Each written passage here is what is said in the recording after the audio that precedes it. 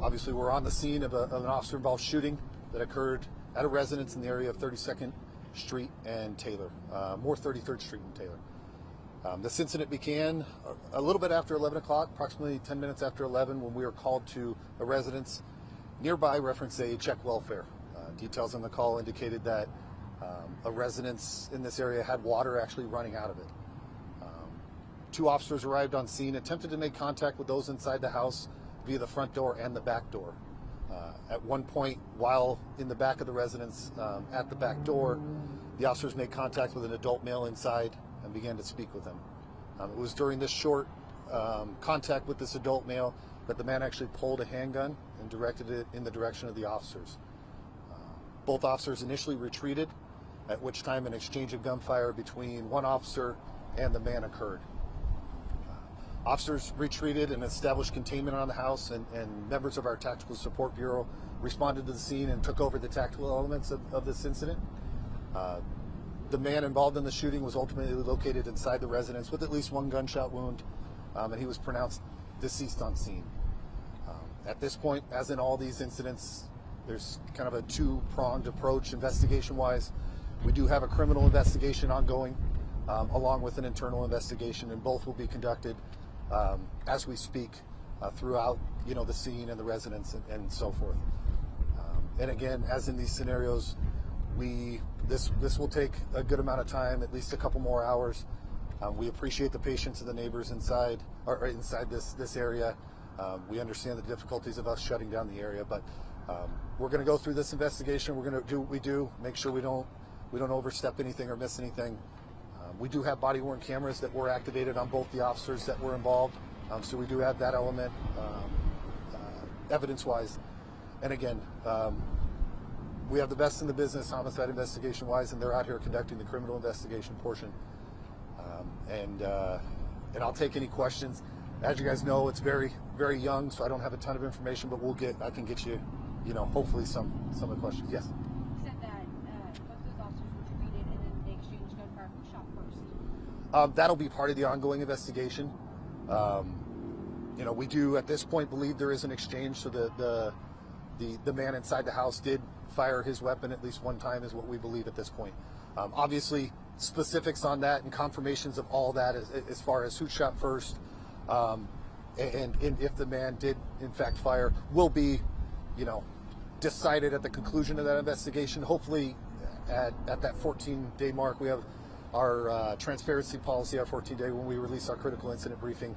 Hopefully, by that point, we'll have specifics on that, and we'll be able to release it at that time. You said the victim fired one time. How many times did the police shoot? At this point, we believe the victim or the man fired at least one time. I don't have specifics on. I know the officer. We had one officer fire multiple rounds.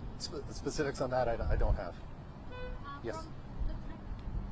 Go ahead. From the time when the officer involved shooting happened until you guys were able to enter the residence, how long was that period of time? It was a little bit more than an hour. And in situations like this, where there's a critical incident or a violent interaction like that,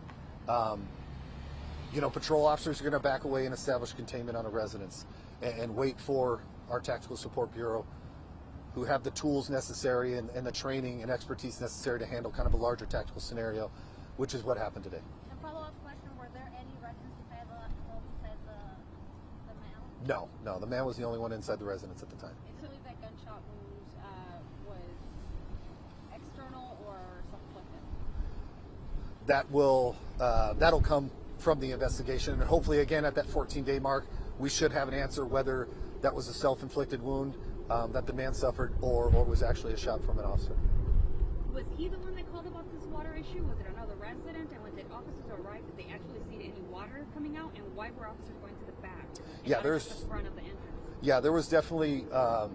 You could tell there was water coming out of the residence. From the front, the rear, the front.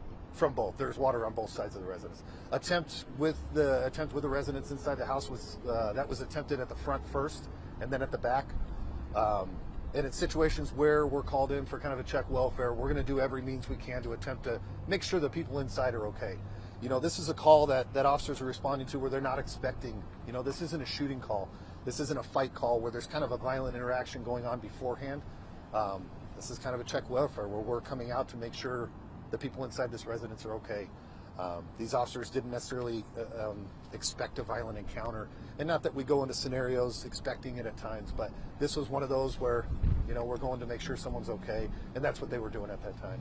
And you said so there was another resident nearby that called in to help? Yeah, I don't Or believe the it was. family I don't believe it was the person inside the resident. It was a resident that kind of noticed the water Whenever they coming out. arrived, did they make contact with them? Like, how long would you say that period was that they were looking around, trying to get an entry, see the water was coming from? Like, how long was the interaction with this suspect? So the call originally came in at 11:11. Contact or the officer involved shooting happened around 11:25, 11:24. So that includes obviously response time to get to the address, attempt to make contact to the front, make contact in the back, and then a short, you know, verbal contact between the man and one officer. Was it before. resolved where the water was coming from?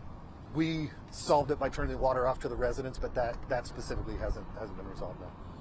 Do you have any details about the conversation that led up to the shooting? No, I don't have specifics on that. I can tell you it was, you know, there was an element of, hey, this is why we're here. You know, is everybody okay? The water's running type thing. It was that type of conversation prior to the man producing a handgun. And do you have any, you know, if any of the officers with the special assignments unit fired their weapon as well? No. We had one officer. It was one of the original patrol officers that responded to the scene. So, anything else? Go ahead, one more. I was just saying, any prior history with this resident? I'm not specifically aware of that. Anything else I get to include names and things like that, I'll get out to media advisory. I should send it out fairly shortly, and I'll see if I can release names at that time, and then obviously I'll update as we go forward. Okay? You said an adult male? You're talking about, Adult male. 20s, 30s, 40s, 60s? Do we have I don't have the specific age. I can just say adult male. All right? Thank you guys very much.